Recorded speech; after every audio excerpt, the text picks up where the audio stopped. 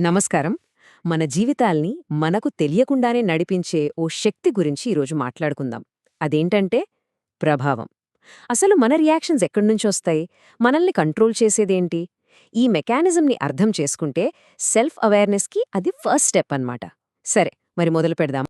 మనలో చాలా మందికి అప్పుడప్పుడు అనిపిస్తూ ఉంటుంది కదా, మన లైఫ్ మన కంట్రోల్లో లేదు, ఎవరో వ్యక్తులు లేదా ఏవో పరిస్థితులు మనల్ని కంట్రోల్ చేస్తున్నాయేమో అని.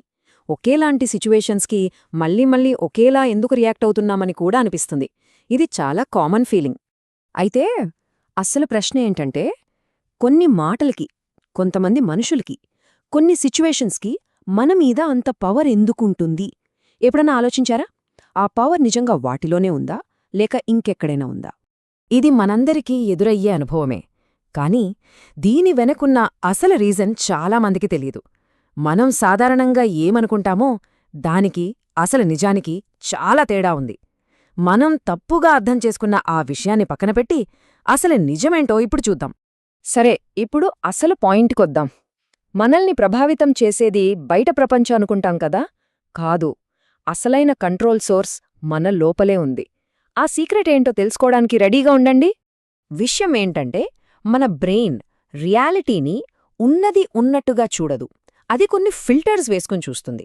ఈ ఫిల్టర్స్ ఏంటంటే, మన పాత అనుభవాలు, ఇమోషనల్ మెమరీస్, భయం, రివార్డ్తో మనకి మనమే వేసుకున్న కండిషనింగ్, ఇంకా నేనెవరు అనే మన ఐడెంటిటీ, ఇవన్నీ కలిసి మనల్ని నడిపిస్తాయి. అందుకే మనం ప్రభావితం అవుటమనేది మన వీక్నెస్ కాదు, అదొక ఆటోమేటిక్ ప్రాసెస్ అన్నమాట. సో ఇక్కడ మనం అర్థం చేసుకోవాల్సిన కీలకమైన విషయం ఏంటంటే, మనల్ని కంట్రోల్ చేసేది బయట వస్తువులో, మనుషులో, మాటలో కాదు, వాటికి మన మైండ్ ఇచ్చిన మీనింగ్, ఆ అర్థం మనల్ని కంట్రోల్ చేస్తుంది. సింపుల్గా చెప్పాలంటే, ఒక మాట మనల్ని బాధిస్తుందంటే ఆ మాటకు మనం అటాచ్ చేసిన ఎమోషనే అసలు కారణం. ఒక వ్యక్తి మనల్ని ఇన్ఫ్లుయెన్స్ చేస్తున్నారంటే వాళ్లనుంచి మనం ఎక్స్పెక్ట్ చేసే అప్రూవల్ లేదా వాళ్లనుంచి ఎదురైన రిజెక్షన్ ఆ పాత మెమరీనే కారణం. సో ఆ మీనింగ్ అనే లేయర్ మన పర్సెప్షన్ని కంట్రోల్ చేస్తుంది, ఆ పర్సెప్షన్ మన యాక్షన్స్ని కంట్రోల్ చేస్తుంది. ఓకే, మరి ఈ ఇంటర్నల్ కంట్రోల్ అసలు ఎలా పనిచేస్తుంది? మనకు తెలియకుండానే, కంటికి కనిపించకుండా ఇదంతా ఎలా జరిగిపోతుంది? దాని వెనుకున్న ఆటోమేటిక్ మెకానిజం ఏంటో ఇప్పుడు స్టెప్ బై స్టెప్ చూద్దాం. ఈ మొత్తం ప్రాసెస్ మనం ఊహించేలోపే జస్ట్ మిల్లీ సెకండ్లలో జరిగిపోతుంది. చూడండి, ఫస్ట్ ఒక సంఘటన జరుగుతుంది. వెంటనే మన బ్రెయిన్ ఇది డేంజరా లేక రివార్డా అని ప్రిడిక్ట్ చేస్తుంది. దాని బేసిస్పై ఒక ఎమోషన్ పుడుతుంది. ఆ తర్వాత ఆ ఎమోషన్ని జస్టిఫై చేయడానికి ఒక థాట్ వస్తుంది. ఫైనల్గా మనం రియాక్ట్ అవుతాం.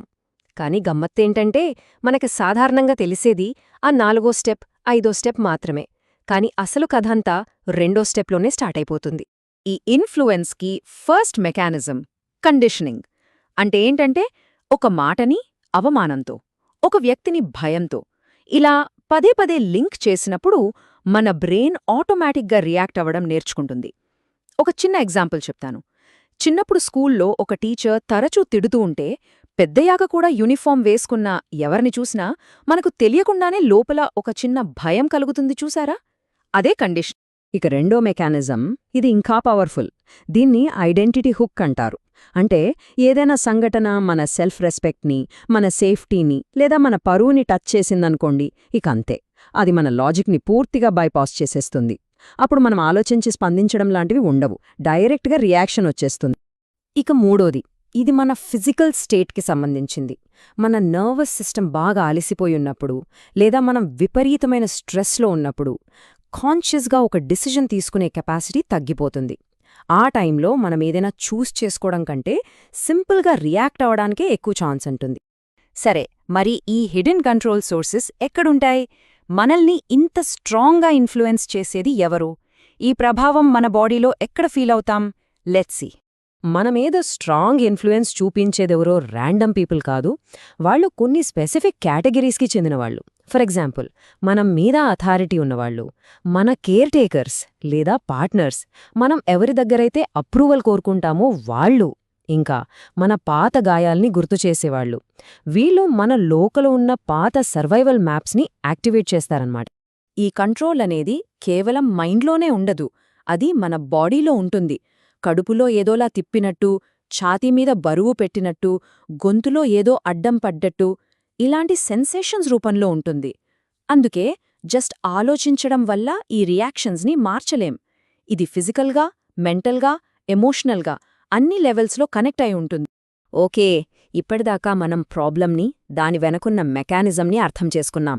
మరి దీన్నుంచి బయటపడే మార్గం లేదా అంటే ఖచ్చితంగా ఉంది.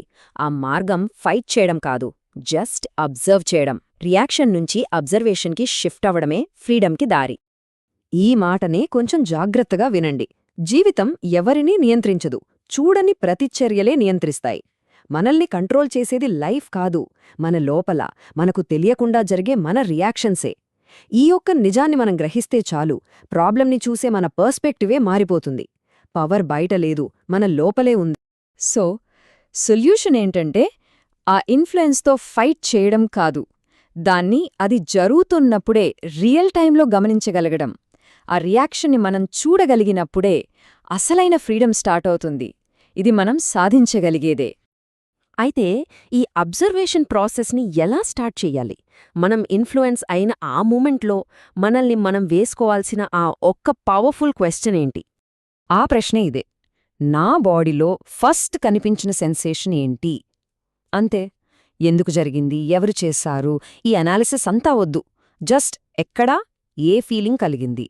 ఈ ఒక్క ప్రశ్న మన ఫోకస్ని థాట్స్ నుంచి బాడీకి షిఫ్ట్ చేస్తుంది. అప్పుడు ఆ ఆటోమేటిక్ కంట్రోల్ చైన్ బ్రేక్ అవుతుంది. ఇది అవేర్నెస్ అనే స్విచ్ని ఆన్ చేసినట్టు. సో ఫైనల్గా ఒక్క విషయం గుర్తుంచుకోండి. ఇన్ఫ్లుయెన్స్ అనేది ప్రాబ్లం కాదు, మనకు కనిపించని ఇన్ఫ్లుయెన్స్ అదే అసలైన ప్రాబ్లం. దాన్ని మనం చూడగలిగామంటే దానిమీదున్న పవర్ మన చేతికొచ్చినట్టే.